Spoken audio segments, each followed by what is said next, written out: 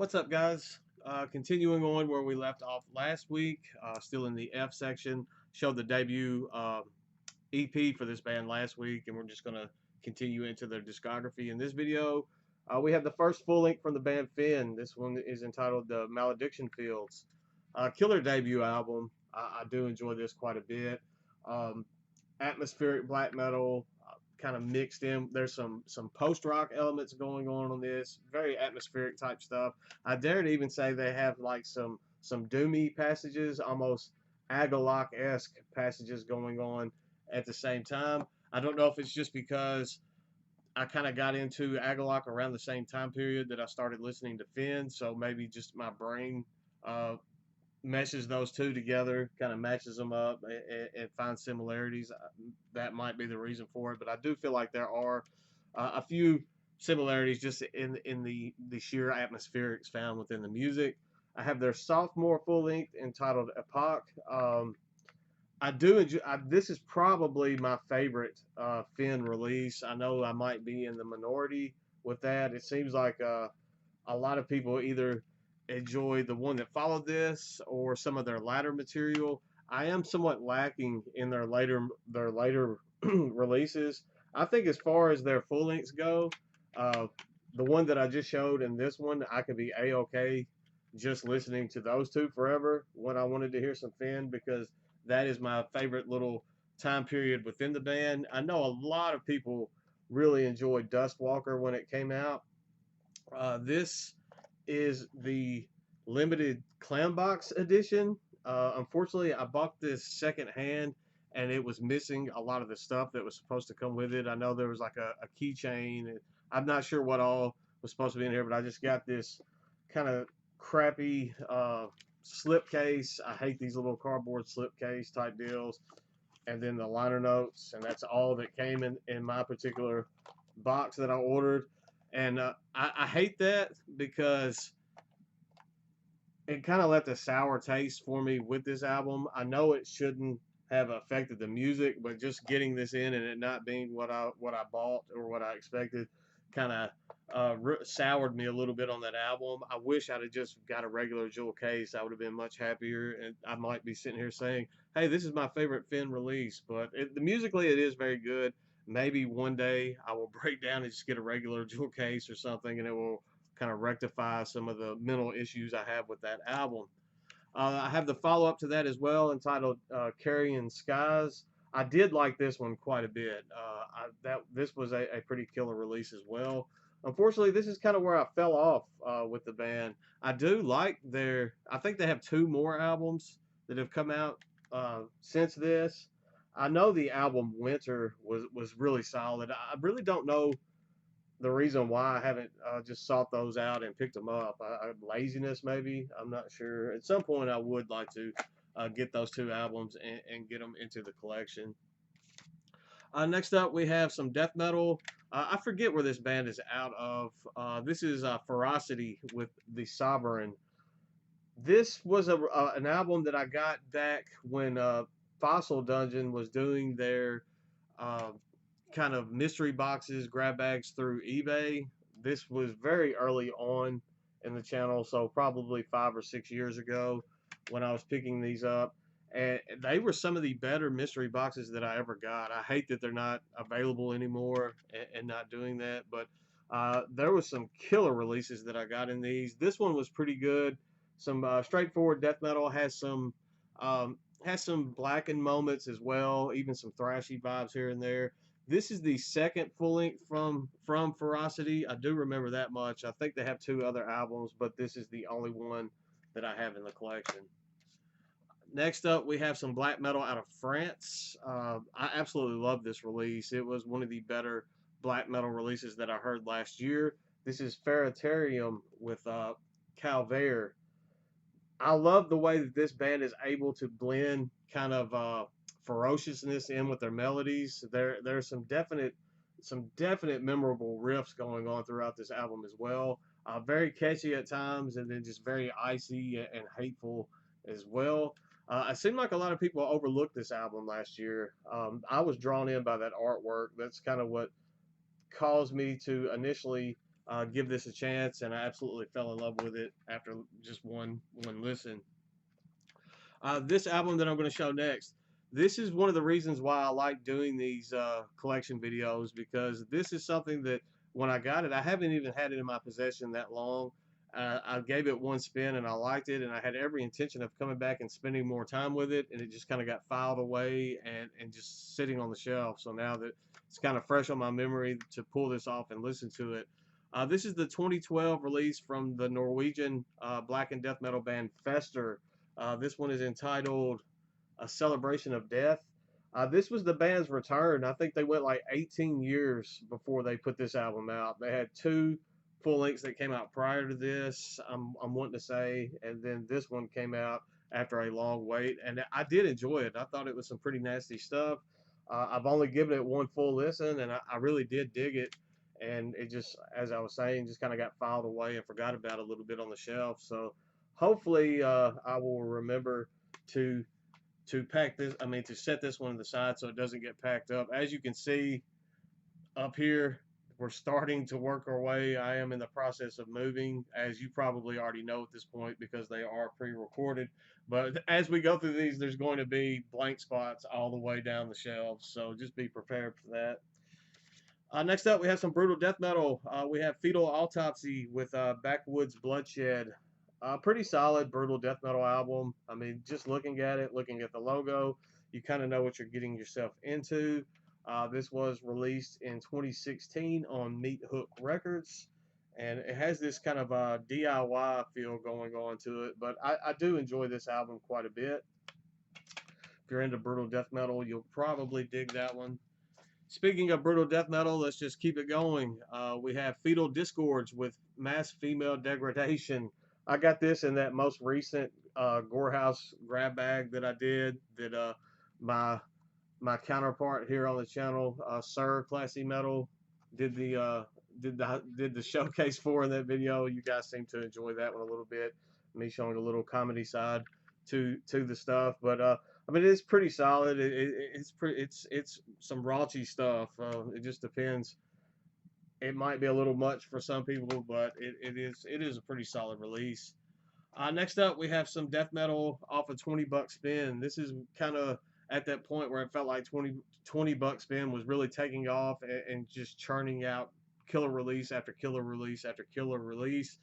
We have Fetid with Steeping Corporeal Mess. Nasty death metal, nasty old school sounding death metal.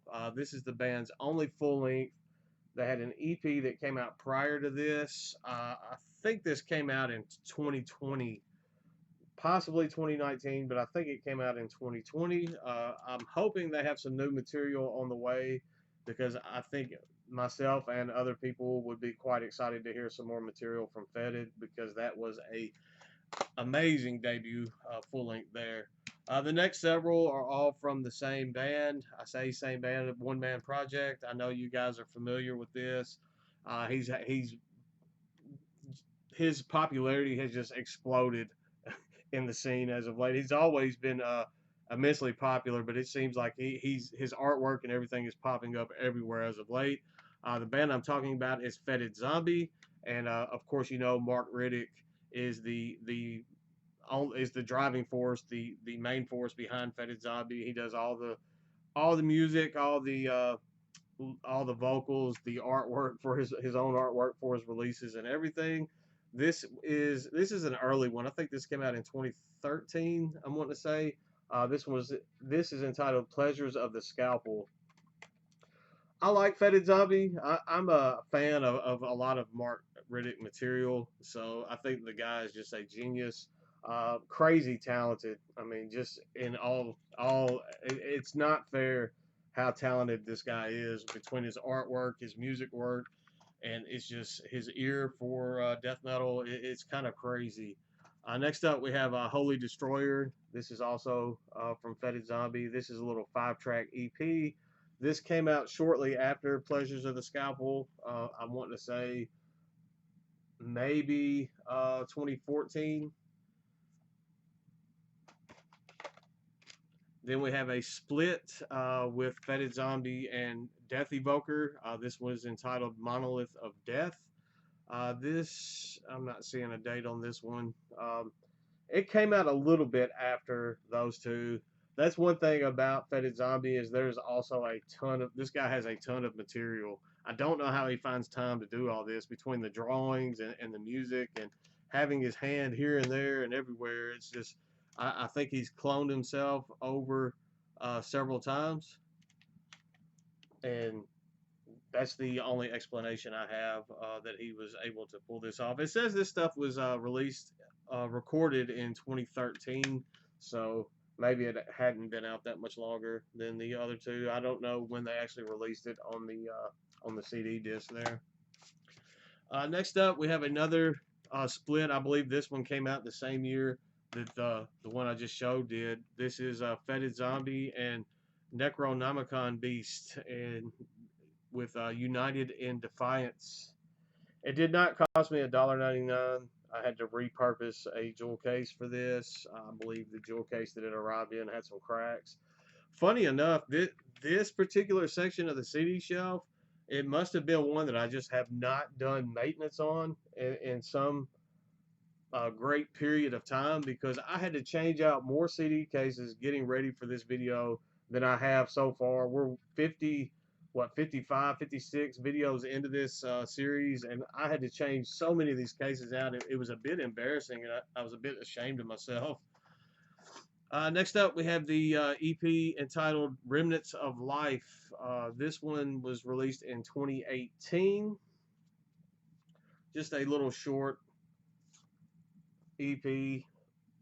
Try to fight that glare, let you see that. I mean, just look at the artwork. I mean, that would take me ages just to draw something like that, and it wouldn't look nearly that good. And the fact that he's able to just churn out so much artwork and music, and I don't know, man, he's not human. And then we have Death Covenant, another EP. This one was released in 2019. He was actually nice enough to sign. I don't know how well the camera will pick it up down there on the bottom. He was actually nice enough to sign this one for me, so I do appreciate that, Mark. There we go. Killer stuff there. Next up, we have some death metal, death grind. This is Fido and Fetus with From Blessing to Violence. I think I got this in some sort of a grab bag at one point, or a mystery box. I'm not really sure how this came into my possession, and I didn't remember it the first time that I had listened to it. I saw it on the shelf. I don't know, maybe if it just got shelved. I try my best not to put anything on the shelf until I've listened to it at least once, but usually my rule of thumb is I like listening to something twice before I actually file it away on the shelf.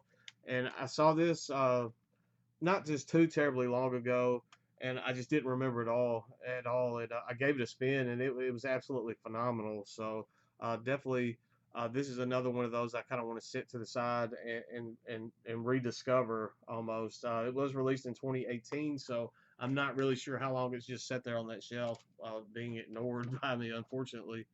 Next up, this is an album or an EP that I've probably had 4 or 5 copies in my possession so far. This is Fiends at Feast with Shadows of Extinction. I've gotten this in pretty much every single horror, pain, gore, death grab bag that I've ever done, and it's a pretty solid little EP. It's black and death metal, pretty vicious, hateful black and death metal, but it is very solid. I just don't know if it just didn't move in their distro, or they just printed up way too many copies, and this came out in 2012. So at that point, CDs were starting on that decline, but they were still getting overpressed. So that could have been the reason behind them having so much extra in their distro. Not sure, but I am missing their full length. They have that EP. They have a follow-up full length, which was absolutely nasty. I definitely want to get my hands on that at some point. And then I have a split entitled Purgatory Rites that they did with, I believe it's Tragic Death is the name of the band. I like the Fiends at Feast portion of this a little bit more, but the 3 tracks that Tragic Death did on this were pretty solid.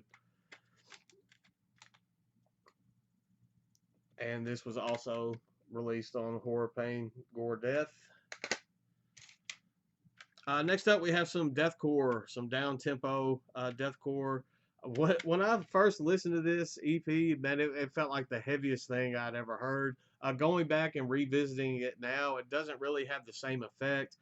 They had some other releases that came out, and I ended up parting with those. But part of me just keeps my hands on this particular EP because I don't know, maybe it's just nostalgia at this point. But we have Filth with Tales from the Gutter. And as I was saying, when I first heard this band, it just felt like the heaviest, nastiest stuff I had ever heard in my life.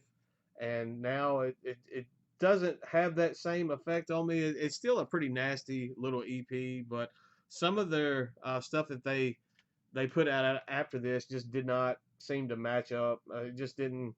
It never. They never really rediscovered the magic that they were able to create on this EP as far as my first listen went. So I mean, I still like this. Occasionally, I will still pull that out and try to recapture that initial kind of vibe that I had with that particular release. Next up, we have some folky Viking metal, black metal type stuff. This is Fimbultyr with Griende Tidvarv. This is pretty decent. I hate that Viking metal tag, but I think of this more of like black and folk metal. I would say there are some kind of atmospheric, like passages, like melodic passages on this as well. It's pretty decent. I think this is one of the weaker releases that this band has put out. I got this super cheap, so that could be the reason why, but I don't have anything else from them. I think I'm not really sure where this band is from. This was released in 2008 on Unexploded Records, but I don't really know too much more about that. I haven't listened to that in quite some time. Next up, we have a I guess pagan black metal band out of Germany. This is Fimbulvet with Frostbrand Eanes, yeah, I'm gonna butcher this. Eanes Bildenius Tracht.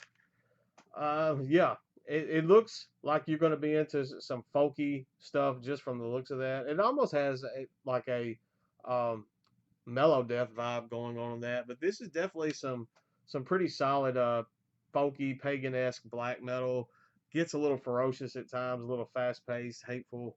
Um, I don't see any questionable imagery on this, so that's always a plus when you have pagan black metal, especially out of that area. Sometimes you can get some pretty shady stuff on there. I try my best to separate the music from the artist. It gets a little difficult sometimes, but I'll always appreciate when I don't see that type of imagery going on the album. Next up, we have some folk metal out of Finland. This is a band that I dig, but I'm gonna butcher every album title and everything from this that I tried. This is a Fintroll, and this is their album Joktins Tid, kind of blackened folk metal. I'm sure most of you guys following this are somewhat familiar with Fintroll, or you've heard something about this, at least heard some of their material, or at least seen their logo somewhere at some point. They don't seem to be as prominent now. I used to see their stuff advertised all over the place. This came out in 2001, kind of a joint release between Spike Farm Records and Century Media. Next up, this is an acoustic album, and actually, this is probably my favorite release from Fintroll. It's kind of it's just like acoustic folk music. Visor Slutets. Yeah, I can't pronounce any of this stuff.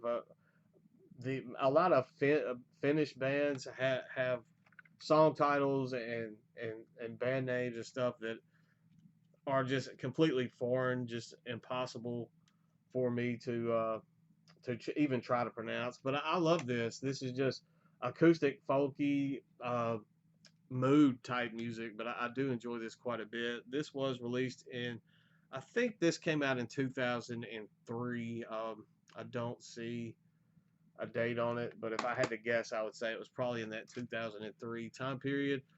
This is one that I had to change the case out when it arrived back when, because it arrived cracked and busted and it had water damage, unfortunately.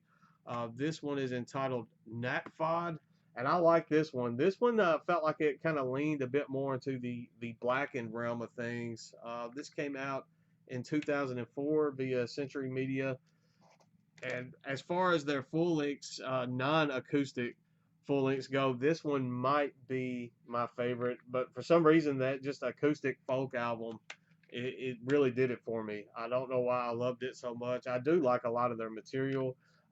Some of their material from album to album can get a bit redundant to the point where um, I might not even know sometimes which album I was listening to just off of one particular track. As the album played through, I would be able to pick it apart, but some of their stuff does sound very, very similar between going from album to album. Next up, we have Fintroll with, I am definitely going to butcher this one, Jordines Diop, yeah.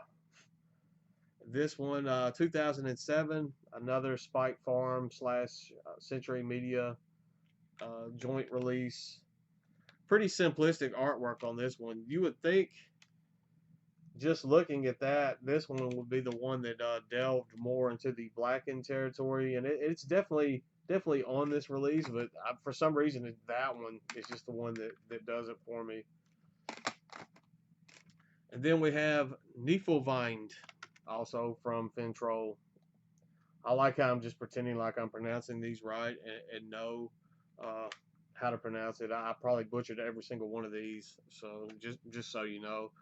This is another Century Media. This one is also the Icarus or Icarus music. So I don't know if those are boot pressings or what. I see those around, and usually those Icarus type label pressings are somewhat cheaper when you're buying secondhand. So I don't really think they're um, bootlegs, but they are from Argentina.